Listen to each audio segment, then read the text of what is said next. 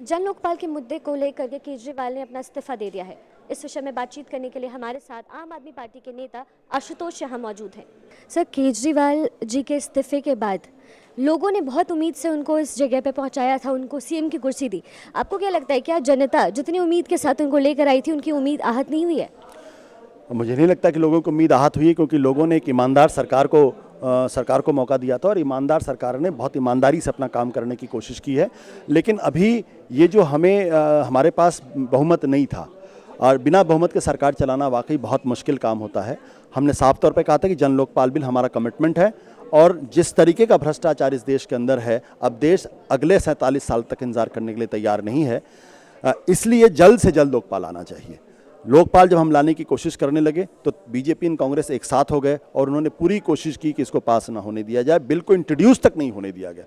इसलिए हमने तय किया कि हम इस्तीफा देते हैं। हम चाहेंगे कि दोबारा चुनाव हो, दोबारा कोशिश करेंगे, हमारे पास बहुमत हो, ताकि 47 साल नहीं, अगले 4 महीने के अंदर दोबारा जन लोकपाल। आशुतोष जी, आपने खुद बहुमत की बात की है, लेकिन विपक्ष का कहना है साफ तौर पे कि अगर ये बिल सिस्टमैटिक वे में आता तो वो पूरी तरीके से समर्थन करते, लेकिन यह कहीं ना कहीं असंवैधानिक था। देखिए, ये अड़ंगा लगाने की कोशिश 47 साल तक चली। इसी तरीके से टेक्निकलिटीज़ को, लीगलिटीज़ को निकाल के, कुछ बाल का खाल निकाल के बिल को 47 साल तक कानून नहीं बनने दिया गया।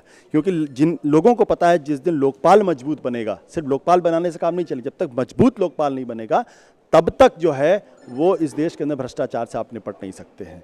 तो इसी तरीके की अड़ंगेबाजी, बहानेबाजी अब नहीं चलनी चाहिए। पूर्ण बहुमत होगा, हम मजबूत लोकपाल लेकर आएंगे और बेईमानों के खिलाफ जो है कार्रवाई होगी।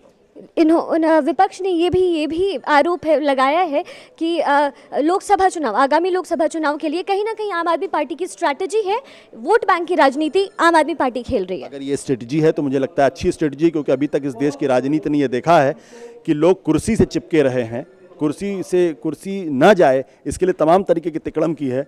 और यहाँ तो कम से कम एक मुख्यमंत्री है जो कह रहा है कि भाई लोकपाल हमें नहीं बनाने दोगे तो हम कुर्सी छोड़ देंगे। तो अगर कोई कुर्सी छोड़ने के लिए तैयार है, सत्ता छोड़ने के लिए तैयार है, तो उसका तो स्वागत होना चाहिए। उस पर आलोचना क्यों हो रही है?